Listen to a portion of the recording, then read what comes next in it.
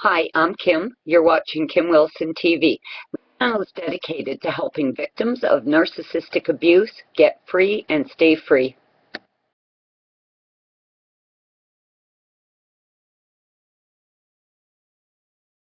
Now, this video is really for people who have gotten free or who are planning to get free. Because once you do get free, well, it's such a struggle to do it, first of all. And there's so much noise and so much confusion and so much disorientation, and then all of a sudden, nothing. It can be quite unsettling, and I think for me what it did was it left me in this kind of quiet place, and I was really reflecting on a lot of the horrible things that had been said to me.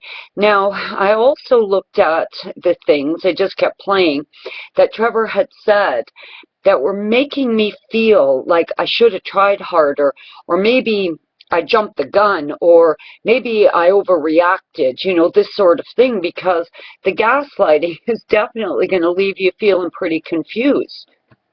So what kind of comments were playing in my head? I knew you couldn't be trusted. I knew you didn't love me. You're the one ending the relationship.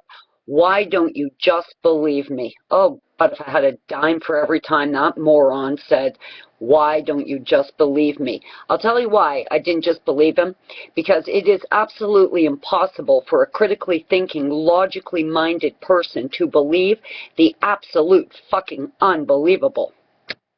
And that's what it really came down to for me when trying to deal with all the noise. Now, of course, I left, I moved away, and now I'm sitting here thinking, oh my goodness, and this stuff's playing in my head.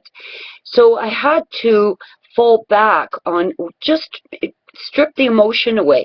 I had to forget how my soul was feeling, how my spirit had been damaged, how much noise was going on in my head, and I had to fight my way to just logical thinking.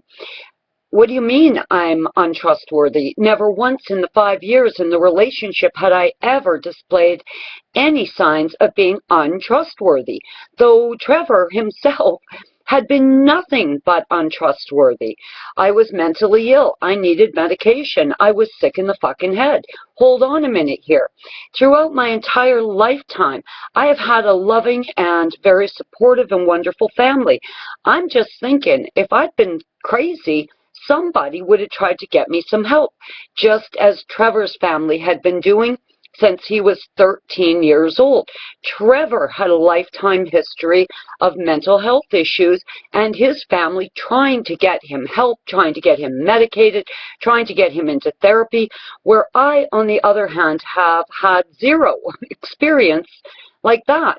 So it really came down to me taking the statement that had been made and saying, wait a minute, hold on, what is the truth of this matter?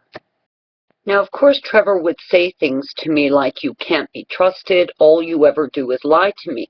Now, that statement left me feeling pretty confused, because I would say to him, could you please give me one example? Well, of course, he didn't have one, and that would be met with, fuck you, you see, there you go, you crazy bitch. He had no examples of me being unfaithful, untrustworthy, or ever lying to him.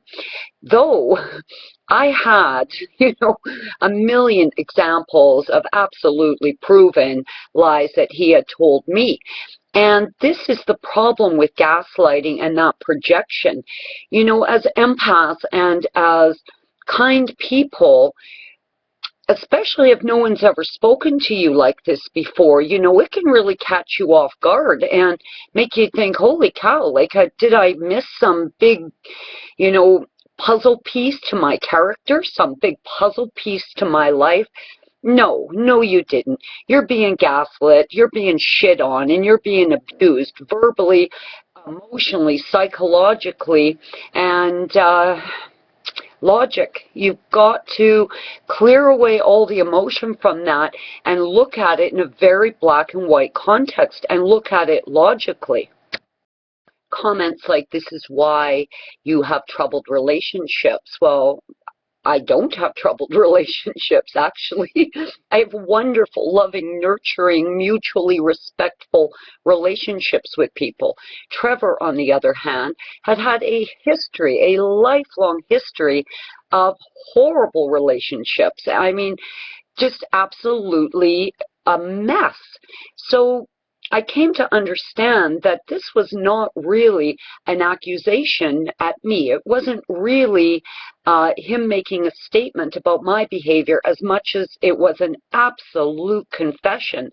And all too often, when they're throwing that stuff at you, it's confessions of their own deplorable, repulsive behavior. Anyone ever heard things like, you don't love me, you don't really care about me, you've never really loved anyone, you have no idea how to love? Again, confessions. So it was nice of him to take the time to pretend he knew what was going on in my head and in my heart and in my soul over and over and over again. My God, the relentlessness of that one. You don't love me, you don't love me, over and over again. What was that? That was a fucking confession. He didn't love me. He never loved anyone. He had no capacity to love. And he was absolutely saying that out loud over and over again. Just confessions. Now, I think most relationship experts will tell you that infidelity is a major mortal wound to a relationship. Now, when you are subjected to it once, it can be life-changing. And when you are subjected to it over and over again, certainly it's compounding the horrible impact that's having on victims. But when you are also being blamed for it, being accused of it yourself, this can be absolutely devastating. And that can be a really, really horrible wound to have to heal from, or to try and heal from. Empaths are absolutely evidence hungry. You may have every sign clearly laid out in front of you that your narc is cheating on you. But that just doesn't seem to be enough for an empath. No, they want cold, hard evidence. They want video footage. They want documentation. Why? Because an empath doesn't want to falsely accuse someone of something. They truly don't want to believe that their partner's capable of this. They don't want to believe the worst about someone. So they really require a lot of evidence. And I find that's a real trap that keeps us there much longer than we ever have to be. You know, typically, unless you have a real history of extreme paranoia, most people don't believe their partner's cheating on them, not for a second. So if all the red flags are there, if all the sirens are going, and you know in your heart that your partner's cheating on you, that should be evidence enough, I know, but for empaths, quite often, and even though we know in our heart, we know in our spirit, we tend to hang on much longer than we should, looking for cold, hard evidence. Now, of course, Trevor would try to sweep this away by saying things like, you're so paranoid, you don't trust anybody. You're right.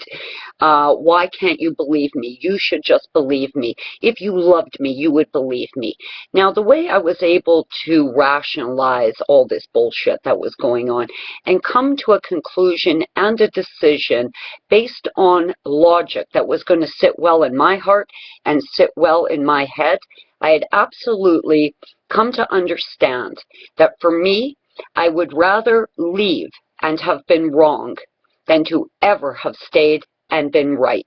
So that was a risk I was willing to take, because I knew. I very simply knew, and I had reached a point where I was under attack constantly, and it was time for me to protect myself.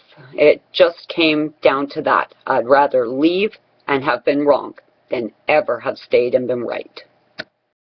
Once I sat down with a pen and paper and I wrote out the horrible, horrible things that had been said to me, and I logically put the truth to those comments, it all became quite clear to me. I was in a gravely abusive situation. I was in a situation that was actual spiritual warfare that was impacting my life in the most dire, horrendous way. I was spiritually broken, completely confused, completely overcome with cognitive dissonance and absolute total mindfuckery. And logically, statement by statement, as I put the truth, as I understood it and truly knew it to be, to those statements, I was able to dismiss all of it. So it really stopped playing in my head. And I hope you guys are able to see through all the fog, all the bullshit, all the gaslighting, and all of the abuse that's been inflicted on you and say, whoa, wait a minute. None of this is true. You're a fucking evil liar, and I'm not. Taking all the horrible things that have been said to me, about me, all the projection, all the shaming, all the gaslight, and one by one, just diagnosing this absolute utter bullshit, really gave me some clarity and clearly explained to me, clearly showed me that what I was dealing with was a very sick individual, someone who was very cunning, very controlling, very manipulative, and was willing to continue trying to control and manipulate me with lies and deceit and manipulation and just the most horrendous accusations and projection. I mean, the man was a complete piece of shit. And when I sat down and really took a look at those things, all I could see was lies and confessions, and it really helped me to get my head clear, because certainly I was doubting, questioning the fact that I had reacted in such a way that caused me to forever terminate the relationship and move away. Well, thank God I did, because honestly, all of us were targeted because the narcissist knows, absolutely knows, that we are better people than them, and we deserve so much more than this. And loving people deserve to be loved. Kind and nurturing people deserve kindness and nurturing back. I know that this is a very difficult situation, and I know there's a lot of hurdles getting through this, but when you hear that noise in your head, when you second guess yourself, when you doubt the decision that you've made to leave and set your life free, remember, you deserve so much. This is Kim Wilson TV, guys. Thanks for watching. Please leave a comment and subscribe if you like. Bye.